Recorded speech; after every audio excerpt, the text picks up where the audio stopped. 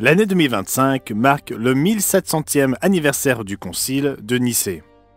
Le Concile de Nicée est considéré par certains comme l'une des plus grandes réalisations de la chrétienté, et célébrer le 1700e anniversaire d'un quelconque événement est véritablement historique. Les réunions commencèrent en mai de l'an 325 après Jésus-Christ dans la petite ville de Nicée en Asie mineure dans l'actuelle Turquie. Plus de 300 évêques participèrent aux réunions. En l'an 325 après Jésus-Christ, cette année-là est considérée par beaucoup comme une date charnière dans l'histoire de l'Église chrétienne dominante. Lors de ce concile, la nature du Christ et sa relation avec le Père furent discutées et débattues. Mais une autre question très importante fut également débattue. Quelle est cette question moins connue qui fut débattue lors du concile de Nicée?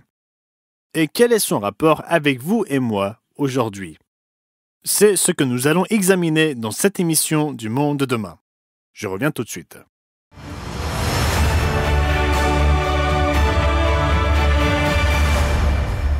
Bienvenue au Monde de demain, où nous vous aidons à donner un sens à votre monde à travers les pages de la Bible. L'année 2025 marque le 1700e anniversaire du Concile de Nicée. Il est étonnant qu'une conférence tenue il y a 17 siècles soit toujours d'actualité. Pour commémorer un événement aussi important, le pape François, avant sa mort, avait prévu de se rendre dans la ville actuelle d'Iznik, dans le nord-ouest de la Turquie, à environ 112 km d'Istanbul. C'est là que se trouve l'ancienne ville de Nicée. Le 28 novembre 2024, le pape François aurait déclaré que le concile de Nicée constitue une étape importante dans le cheminement de l'Église et aussi de toute l'humanité, parce que la foi en Jésus, le Fils de Dieu, fait chair pour nous et pour notre salut, a été formulée et professée comme une lumière qui éclaire le sens de la réalité et le destin de toute l'histoire. Le pape François faisait référence au fait que le concile de Nicée avait été convoqué pour traiter des questions relatives à la divinité du Christ et à la relation entre Jésus-Christ et le Père. Il n'est pas dans notre intention d'approfondir cette question dans le cadre de cette émission, ni de discuter du credo de Nicée, issu de ce rassemblement. Mais alors que nous réfléchissons à l'importance du concile de Nicée, examinons un sujet souvent oublié, mais qui était à l'origine de profondes divisions à cette époque, et qui a peut-être même plus d'importance pour nous aujourd'hui. Quel est donc ce sujet? Il s'agit de la Pâque. Vous pourriez dire, attendez, c'est faux, les Juifs célèbrent la Pâque, l'Église des années 300 célébrait les Pâques. Eh bien, l'histoire est bien plus complexe. Pour commencer notre exploration de ce sujet, nous allons nous pencher sur les écrits d'Eusèbe de Césarée, qui fut l'évêque de Césarée en Palestine de 313 après Jésus-Christ jusqu'à sa mort en 339. Il est parfois qualifié comme le père de l'histoire de l'Église. Il joua un rôle de premier plan lors du concile de Nicée et ses écrits nous donnent un aperçu approfondi et fascinant de ce qui s'y passa. Reprenons l'histoire dans son livre « Vie de Constantin », livre 3 et au chapitre 5. Eusèbe écrivit « L'Église était tourmentée auparavant, l'époque du concile de Nicée, par une autre maladie. C'est ainsi que je nomme le différend qui s'était ému au sujet du jour où on doit célébrer la fête de Pâques. » Arrêtons-nous là. Dans cette traduction française de l'ouvrage d'Eusèbe, lorsque nous lisons le terme Pâques au pluriel, nous devons comprendre que le mot qu'il utilisa en réalité est le mot grec Pascha. Ce mot est dérivé de l'hébreu Pessar, qui est le mot à partir duquel nous obtenons le mot Pâques au singulier. Soit dit en passant, le mot Easter en anglais a été associé plus tard au Pâques dans le monde germanique et anglo-saxon. L'encyclopédie catholique en ligne le confirme dans l'article intitulé Les Pâques ou Easter en anglais. Le terme grec pour les Pâques, Pascha, est la forme araméenne d'après l'hébreu Pessar. La plupart des gens ne connaissent le mot Pâques au singulier que par son association avec les Juifs. Mais en réalité, les dirigeants de l'Église que Constantin réunit en 325 après Jésus-Christ célébraient tous une fête appelée la Pâque. Cela pourrait vous surprendre. Bien sûr, si votre langue maternelle est le français, l'espagnol ou l'italien, ce n'est pas surprenant. Dans ces langues, le terme Pâques au pluriel conserve son lien au terme Pâques au singulier. En français, Pâques, en espagnol, Pascua, en italien, Pasqua. Tous ces termes tirent leur origine de l'hébreu Pessar. Relisons le récit d'Eusèbe en remplaçant cette fois le mot Pâques par Pascha. L'Église était tourmentée auparavant par une autre maladie. C'est ainsi que je nomme le différend qui s'était ému au sujet du jour où on doit célébrer la fête de Pâques, Pascha. Les uns soutenaient qu'il fallait suivre la coutume des Juifs. Les autres prétendaient au contraire qu'il fallait examiner très exactement le temps et ne pas s'accorder avec des peuples qui, sur ce point même, étaient éloignés de la grâce de l'Évangile, c'est-à-dire les Juifs. Voyez-vous, à l'époque de Zeb et de Constantin, les opinions divergeaient quant à la date de la Pâque chrétienne. Certains estimaient qu'elle devait être célébrée le 14e jour du mois hébreu de Nissan. D'autres estimaient qu'elle devait être célébrée un dimanche, avec quelques variantes sur la manière de déterminer le dimanche à retenir. Toutes ces divergences ont donné lieu à une importante controverse entre les églises. Eusèbe poursuit en expliquant: il y avait longtemps que les peuples étaient divisés sur ce sujet et que la discipline de l'Église en était troublée. Personne ne pouvait apporter de remède à ce mal. Chaque partie était d'un poids presque égal, la question demeurait indécise. Il n'y avait que Dieu qui pût la régler, et il semble qu'il n'y avait sur la terre que Constantin, dont Dieu choisit de se servir pour cela. Quelle déclaration! Une controverse doctrinale majeure divise l'Église, et la seule personne sur terre capable de le résoudre est un empereur romain païen et politiquement astucieux? Mais diront certains, Constantin s'était fait baptiser, il était devenu chrétien. Nous en reparlerons dans quelques instants. C'est une histoire fascinante en soi. Comme l'a écrit mon collègue et présentateur l'évangéliste Wallace Smith dans l'article du Monde de demain intitulé « 1700 ans après Nicée », le concile de 325 ne fut pas convoqué sous l'autorité d'un chef religieux, comme nous pourrions nous y attendre, mais sous celle de l'empereur romain Constantin. L'empreinte de l'empereur y est d'ailleurs omniprésente. Parlons un peu de Constantin. Était-il un véritable disciple de Jésus-Christ? Ou était-il un roi mondain avisé qui vit que le soutien de l'Église chrétienne dominante serait une opportunité politique en or? L'historien Will Durant pose cette question et y répond dans son livre « Histoire de la civilisation, César et le Christ ». Était-ce une conversion sincère, un acte de conviction religieuse ou une habile manœuvre de sagesse politique? La dernière hypothèse paraît la plus probable. Un croyant vraiment convaincu aurait été chrétien d'abord, homme d'État ensuite. Pour Constantin, au contraire, le christianisme fut un moyen, non une fin. Au début de son règne, Constantin était totalement immergé dans les pratiques païennes d'un empereur romain typique. Vers la fin de son règne, il favorisa l'Église chrétienne et s'éloigna des pratiques païennes auxquelles il avait pris part auparavant. Quelle est donc la cause de ce changement? Dans le livre « Une brève histoire du christianisme », les auteurs expliquent comment cela s'est produit. À la page 33, on peut y lire. Constantin croyait que le Dieu chrétien l'avait aidé à gagner ses batailles pour le contrôle de l'Empire, et il souhaitait donc que l'aide divine de la religion chrétienne se poursuive pour maintenir la paix et le bien-être de son règne. La sagesse de sa politique est amplement justifiée par la dévotion et la loyauté extravagante qu'il reçoit de ses sujets chrétiens. La religion personnelle de Constantin est un sujet de spéculation. Il ne fut baptisé que sur son lit de mort. Ce que l'on peut dire avec certitude, c'est que numéro 1, son intervention dans les affaires religieuses était dans une large mesure dictée par ce qu'il considérait comme politiquement opportun. Et numéro 2, qu'à partir du début de son règne, il s'est de plus en plus identifié à l'Église. Ainsi, cet empereur païen, qui voyait l'intérêt de prêter allégeance au Dieu chrétien, constata que sa nouvelle religion traversait une crise doctrinale en 325 après Jésus-Christ. C'est alors qu'il convoqua les évêques au concile de Nicée. Il présida personnellement les réunions et dirigea les débats. En fait, il exerça une telle influence sur ce qui s'était passé que l'auteur H.G. Wells fait cette choquante déclaration. Une chose très importante que nous devons noter, c'est le rôle joué par l'empereur dans la codification du christianisme. Il est très manifeste que dans l'histoire du christianisme de cette époque, au IIIe siècle de notre ère, l'esprit de Constantin le Grand se fait sentir autant et peut-être même davantage que l'esprit de Jésus. C'est une chose étonnante à dire.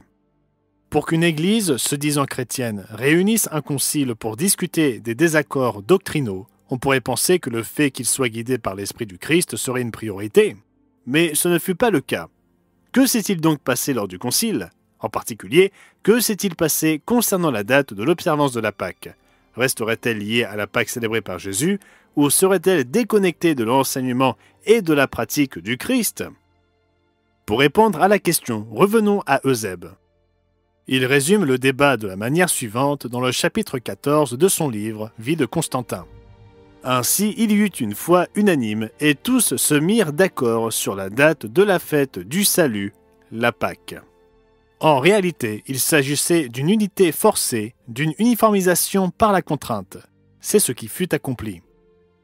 Après le concile, Constantin lui-même écrivit une lettre à toutes les églises, et voici ce qu'il y dit. La question qui regarde la célébration de la fête de Pâques ayant été ensuite agitée, on a jugé tout d'une voix qu'il était fort à propos qu'elle fût célébrée au même jour dans toute l'étendue de l'Église. N'ayons donc rien de commun avec la nation des Juifs, qui est une nation ennemie. Nous avons appris du Sauveur une autre voie. Et voilà, avec mépris et dérision, on déclara que les chrétiens ne devaient rien avoir en commun avec les Juifs.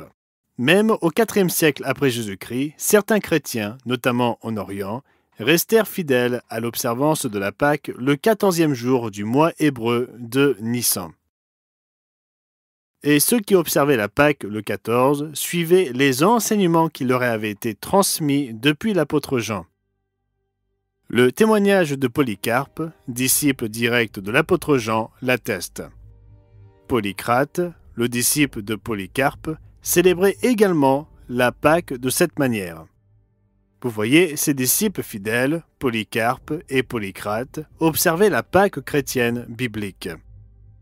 C'était une instruction claire de Jésus-Christ dans le Nouveau Testament. Jésus célébra la Pâque le 14e jour de Nissan avec ses disciples, la nuit précédant sa mort. Au cours de cette célébration, il leur donna du pain à manger, symbole de son corps qui allait être rompu pour eux. Il donna aussi du vin à boire aux disciples, comme symbole de son sang versé pour eux. Il leur lava les pieds, symbole de son humilité. Remarquez ce qu'il dit lors de sa dernière célébration de la Pâque dans Jean chapitre 13, versets 12 à 15. Après qu'il leur eut lavé les pieds et qu'il eut pris ses vêtements, il se remit à table et leur dit « Comprenez-vous ce que je vous ai fait? Vous m'appelez Maître et Seigneur, et vous dites bien, car je le suis. Si donc je vous ai lavé les pieds, moi le Seigneur et le Maître, vous devez aussi vous laver les pieds les uns aux autres, car je vous ai donné un exemple, afin que vous fassiez comme je vous ai fait. » Il y a quelques années, un slogan populaire était en vogue. Que ferait Jésus? En ce qui concerne la doctrine et la pratique, nous savons ce que Jésus fit. La Bible rapporte en détail ce qu'il fit. Et Jésus célébra la Pâque le 14 Nissan. Le récit biblique est très clair. Et il dit à ses disciples d'en faire de même. L'apôtre Paul célébrait également la Pâque chrétienne le 14 Nissan pour commémorer les souffrances et la mort de Jésus-Christ. Il enseigna aux frères et sœurs de l'église de Corinthe de la célébrer également. Remarquez ce que Paul dit dans 1 Corinthiens chapitre 11, versets 23 à 25. « Car j'ai reçu du Seigneur ce que je vous ai enseigné, c'est que le Seigneur Jésus, dans la nuit où il fut livré, prit du pain, et après avoir rendu grâce, le rompit et dit, « Ceci est mon corps, qui est rompu pour vous.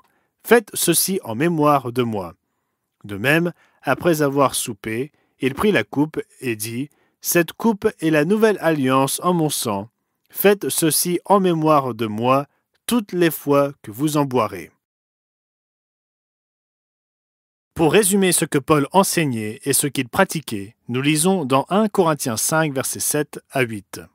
« Car Christ, notre Pâque, a été immolé. Célébrons donc la fête. » Alors pourquoi certains éviteraient-ils tout lien avec la Pâque chrétienne du 14 Nissan dès les années 300 de notre ère? Pour ne pas ressembler aux Juifs. Et ils uniformisèrent une fête non juive dite Pascale, en la fixant au dimanche suivant la première pleine lune vernale, censée commémorer la résurrection du Christ. Cette célébration du dimanche devint ce que l'on appelle aujourd'hui les Pâques. D'ailleurs, Jésus ne fut pas ressuscité un dimanche, il fut ressuscité vers la fin du sabbat, le samedi, exactement 3 jours et 3 nuits après sa mort sur la croix. Mais c'est une autre histoire pour une prochaine fois. Soyons clairs, la résurrection du Christ est extrêmement importante. C'est sur elle que nous fondons notre espérance de la vie éternelle, comme nous le voyons dans Romains 8 et au verset 11. Et si l'esprit de celui qui a ressuscité Jésus d'entre les morts habite en vous, celui qui a ressuscité Christ d'entre les morts rendra aussi la vie à vos corps mortels par son esprit qui habite en vous. La résurrection est notre espérance et notre avenir. Mais vous pouvez parcourir le Nouveau Testament du début à la fin, vous ne trouverez pas une seule instruction ou un seul commandement d'observer la résurrection comme un jour de fête. En fait, Constantin ne s'intéressait guère à la vérité, il voulait simplement que tout le monde soit sur la même longueur d'onde. Comme l'indique le podcast primé sur l'histoire de Rome de Mike Duncan, l'empereur ne se souciait pas tant de savoir quel camp avait raison ou quelle interprétation était la meilleure, tant qu'au bout du compte, tout le monde soit d'accord. Alors, qui suivrez-vous? Constantin et les traditions qu'il établit pour différencier les chrétiens de non des juifs? Ou bien Jésus-Christ, qui exposa clairement ses enseignements dans le Nouveau Testament à la vue de tous? L'unité et la cohésion doivent régner dans le corps du Christ. L'apôtre Paul l'expliqua dans 1 Corinthiens chapitre 1 et au verset 10. Je vous exhorte, frères, par le nom de notre Seigneur Jésus-Christ, à tenir tous un même langage et à ne point avoir de division parmi vous, mais à être parfaitement unis dans un même esprit et dans un même sentiment. Mais en même temps, Jésus savait que dans cette ère, parce que nous vivons dans le monde de Satan, il y aurait des divisions. Et la vérité serait parfois une source de division, car tout le monde n'accepterait pas la vérité. Remarquez ce que Jésus dit dans Matthieu 10, verset 34 et versets 36 et 37. « Ne croyez pas que je sois venu apporter la paix sur la terre. Je ne suis pas venu apporter la paix, mais l'épée. Et l'homme aura pour ennemi les gens de sa maison. Celui qui aime son père ou sa mère plus que moi n'est pas digne de moi. » En d'autres termes, lorsqu'il s'agit de la vérité de Dieu et des enseignements du Christ, nous ne devons pas faire de compromis, même au nom de l'unité. Et même si cela implique des membres de notre propre famille, si nous voulons être fidèles au Christ, nous devons lire ce livre, nous devons comprendre les enseignements qu'il contient et nous y conformer. La majorité des membres de l'Église devenue la religion d'État se sont ralliés aux édits de Constantin. Ils célébrèrent le dimanche de Pâques qui devint les Pâques. C'était désormais la religion de l'Empire et donc la chose la plus commode à faire. Mais tout le monde n'y adhéra pas. Certains conservèrent la Pâque chrétienne biblique enseignée par le Christ, ainsi que les autres jours saints bibliques. Nous en avons la preuve dans le texte d'un sermon prononcé par un prêtre d'Antioche nommé Jean Chrysostome. Ce sermon fut prononcé en 386-387 après Jésus-Christ. Il s'intitulait « Discours contre les Juifs ». Notez à quel point il méprisait les Juifs. Mais notez aussi que son texte montre qu'il y avait encore des chrétiens fidèles qui célébraient la Pâque chrétienne biblique bien après Nicée. Voici ce qu'il dit. Les fêtes de ces malheureux Juifs vont arriver. Fêtes continuelles, incessantes, les trompettes, les tabernacles, les jeûnes, et beaucoup de ceux qui font avec nous une même société, qui disent avoir les mêmes sentiments que nous, assistent à ces fêtes, les uns vont les voir, d'autres même y prennent part et observent les jeûnes judaïques. C'est cette coutume perverse dont je veux délivrer l'Église maintenant.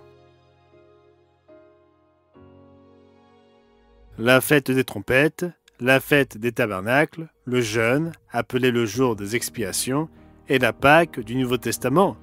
Ces fêtes bibliques, instituées par le Dieu créateur, étaient encore célébrées par les chrétiens fidèles 60 ans après le concile de Nicée.